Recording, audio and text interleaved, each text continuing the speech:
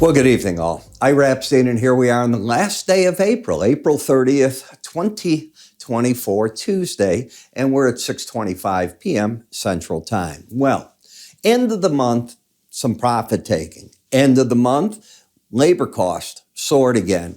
Benefits went up. You know, when I see benefits go up, the horns go up on my head, and like a devil that they shoot out there. And the reason is, labor can go up and down. You know that, all right? I'm hiring a new employee. Okay, as long as it's a minimum of my floor, because employees talk, I can hire at the floor, I can hire a higher number, I can make up what I want as I go. But you've got to understand, employees talk. Benefits don't change. Once an employee's vested for a benefit, if your costs went up, for example, as they just did, 0.4%, 0.3%, that's got to be passed somewhere to you, and how you pass it on to the clients, well, you got to make a decision. Do you eat it? What do you do? But it is part of your labor cost, and it's sticky. It stays where it's at. And the market saw that today, and it just said to itself, you know something? We've been looking at PCE data. We looked at GDP. We get it that the Fed is staying restrictive and that things are wobbling. We get that January was one of those funny months where you get the initial price increases, but March did go a fraction higher than February, and that means there's still too much strength. Now, we'll see what that strength is on Friday when we get to the U.S. jobs report. But tomorrow, the Fed has to tell us what they're saying. And I can't imagine that the Fed chair is going to come out and saying the Fed's doing a great job and that they're just about at the point where they're ready to cut. Do you think he's going to come out and make that statement, given their favorite indicator hasn't fallen? Labor costs are going up. I think he's more likely to say the restrictive policies are working. They have to be given time. We believe that they are at work. It's taken a little longer. There's a lot of reasons that labor was stronger than normal. Migration, people returning to the workforce, older people coming on, things of that nature. That's what I'm expecting it does as he buys time. If you go to the CME Group's FedWatch page, now you've got well under a 50% chance of a September cut. The trade has moved to the December. So it's gotten more in line with my thinking. I was a standout saying, no, the Fed is not going to have 6 rate cuts this year. No, they're not going to begin in the first quarter. I remember saying it right here with you and defending myself early on in this quarter. Now the market has come around to a more realistic view. These things take time. At some point, the Fed will want to get ahead of the curve. To get ahead of the curve, it needs to see a trend come down. It's not. So it is not time that they can cut, and one report won't do it. I think it takes 3. I think 3 is the number that statisticians like to make sure that there's a trend growing in a direction.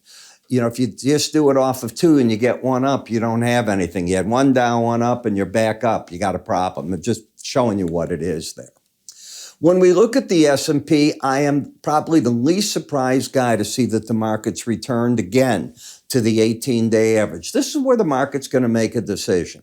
Are we going to go into a correction mode and leave the pullback mode? So far, most statisticians, analysts, chartists will say this is no more than a pullback in the market. If you can break through the lows of 2 weeks ago and start down from there and approach that 10% area, you're into your correction mode. Does that fit in with sell may go away? Yeah, but I've seen that theory work and I've seen it fail plenty of the times. I always pay attention to it. I learned about it through Yale Hirsch's book, Stock Trader's Almanac, many years ago. Another friend of mine, Mark Leibovitz, used to talk about that volume reversal survey, and excellent newsletter. And these are the things that I think, you pay attention to what proven pros always look at. And these are some of the things that I'm seeing. But the market has changed its character.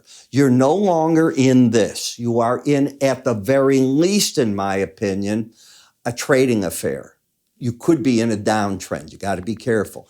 As for that big uptrend, I don't see why we'd go back to visit it right now.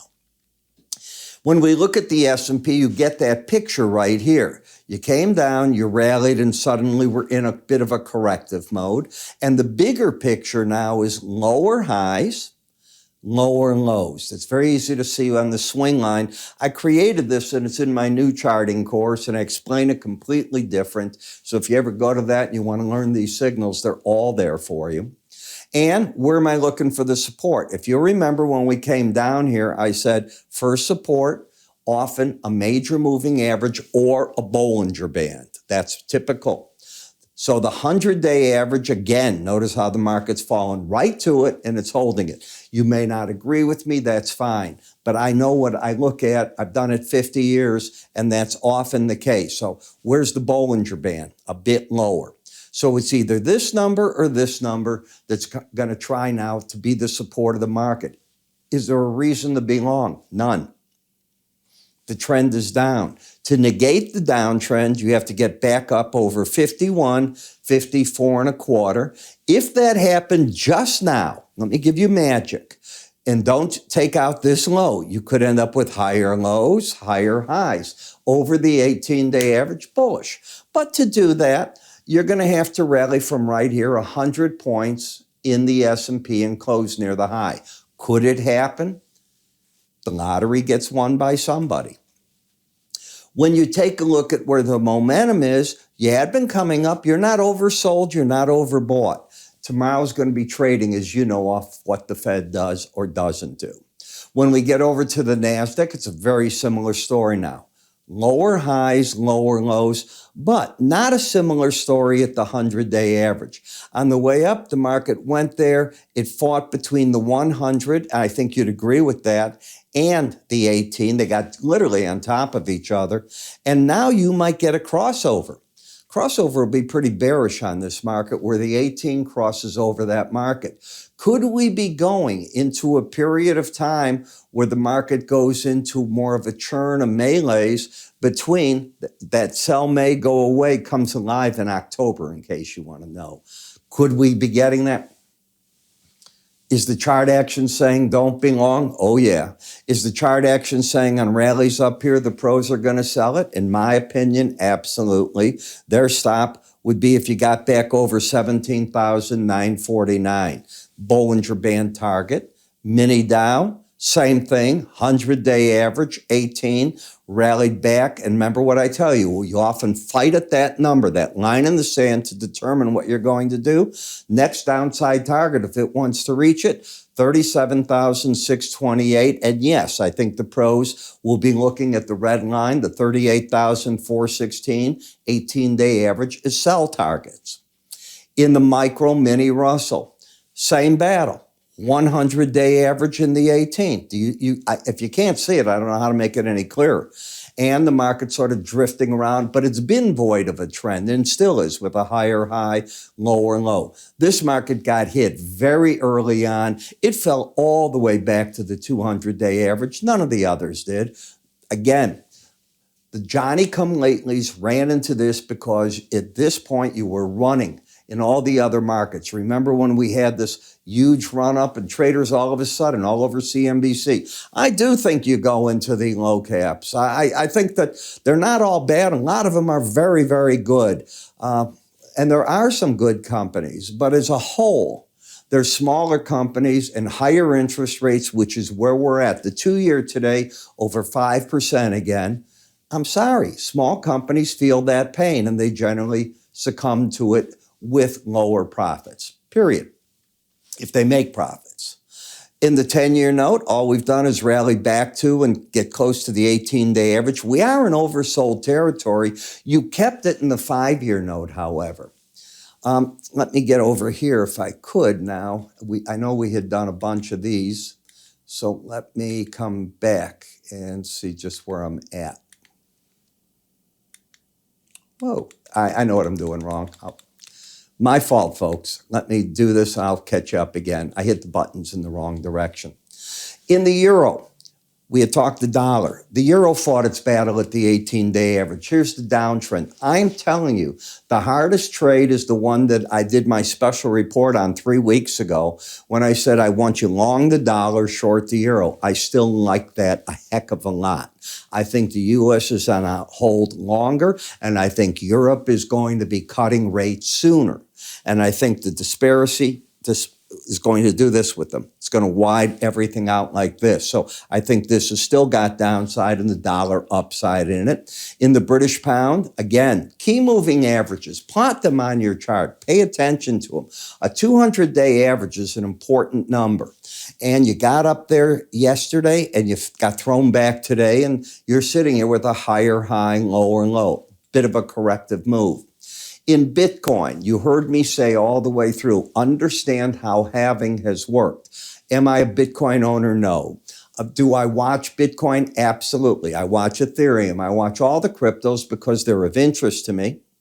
I do believe that they're now an asset class, so don't write me and say they're not. I do believe that they are. Money goes in and out of them, but you have to understand, like other things, halving is one thing.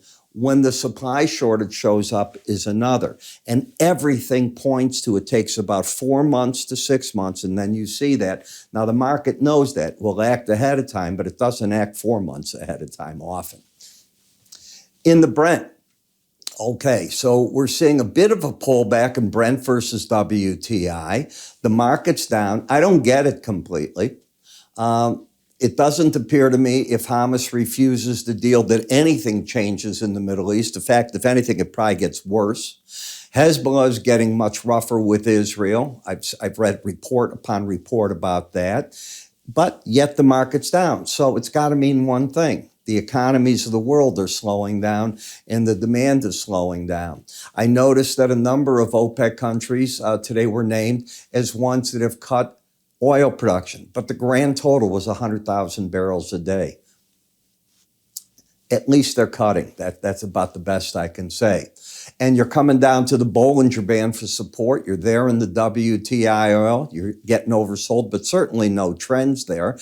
And in gasoline, I have been saying, I think that the pros want to be long, but as I told you, I think to buy at 272 and put a stop under that low, that was 5 cents, $2,000. No. Every time I've gone into this market with those crazy risks, I tell you, it burns you.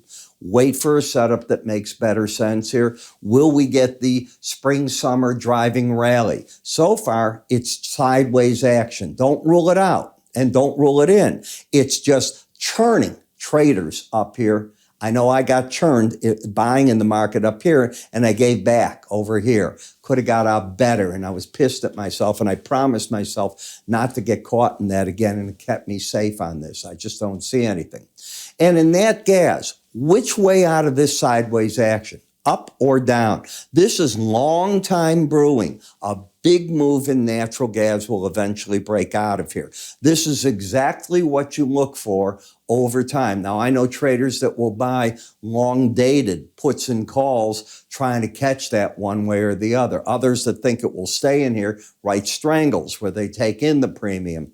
I think eventually it's going to break out one way or the other, and it's not tipping its hand just yet. Yes, the trend is down at this point, but each break has been supported well at the lower Bollinger Band, and rallies are getting thrown back at the upper band. It's just doing one of these back and forth here. Okay?